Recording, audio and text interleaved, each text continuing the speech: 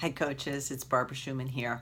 When Todd asked me to do another video, I thought to myself, everything's been done. I mean, haven't these videos been absolutely amazing? I've learned so much from each and every one of you. And Todd and his team have put together a ready-to-market program.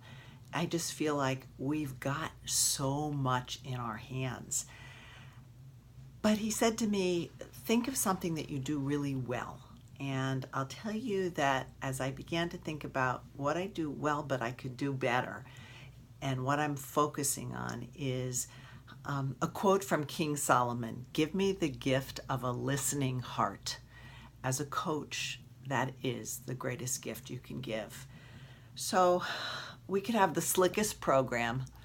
We can have the most scientific and educational newsletters, gorgeous photographs and graphics. We can attract hundreds of people to our program, but if we don't listen to them, we don't really connect, and we're not really doing the best work we can do. So how do we do this online? A part of it is constant invitation to engagement. When somebody posts a gorgeous meal that they cooked, do you just say, "That's gorgeous," or do you ask, "Did you make this yourself? Did you use a recipe? Did you make up this recipe? Will you share the recipe?" In other words, get them to tell you about it and get them to have an opportunity to share of themselves. I had a woman who, for her active rest day, chose to clean her garage. I said, "What inspired that intense activity?" And she proceeded to tell me that she was getting her house appraised next week. And I asked, "Are you refinancing? Are you moving? What's the plan?" And she proceeded to share with me some of the stressors in her life that had led to this. The next day she was sick, and I said, "Do you think it was the dust from the garage?" She could tell I was listening to her. I wasn't just clicking like and moving on.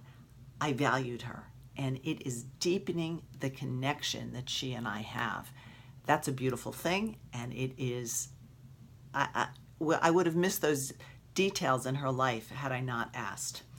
As a coach, we're not just shoveling information on people. We are looking to help them become empowered. And we can't empower them unless we know what it is they need. And, we're trying to get them to pay attention to new healthy habits. And the smallest bits of personal information can be important as we figure out what it is that would motivate them to stay on track. We can't motivate people. They motivate themselves. We just create the fertile territory for it. When a challenger wants to do the program again, it's because they've had results and they've created connection with you. And when they come back the next time and they want to bring a friend or two, well, that creates an opening for learning leadership for them, to create a leadership role for them in the program. That's a new beginning. That's a potential partner in your business. I have challengers doing the program 3, 4, and 5 times, and I'm pleased that some of my challengers are working to become coaches. I already have one that's running a number of our own programs, and I'm so pleased. I think part of that comes from feeling that connection, feeling valued, and feeling like they can do the same thing because they've seen me do it.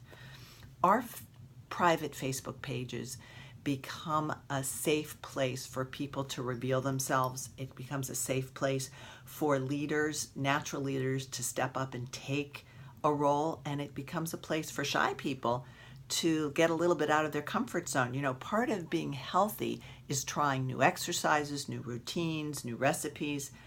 This becomes a place where we can inspire people to have the courage to do something they haven't done before, and that's really important. Our product, Complete, is so sweet. Everybody loves it. But the sweetest gift we can give people is a listening heart.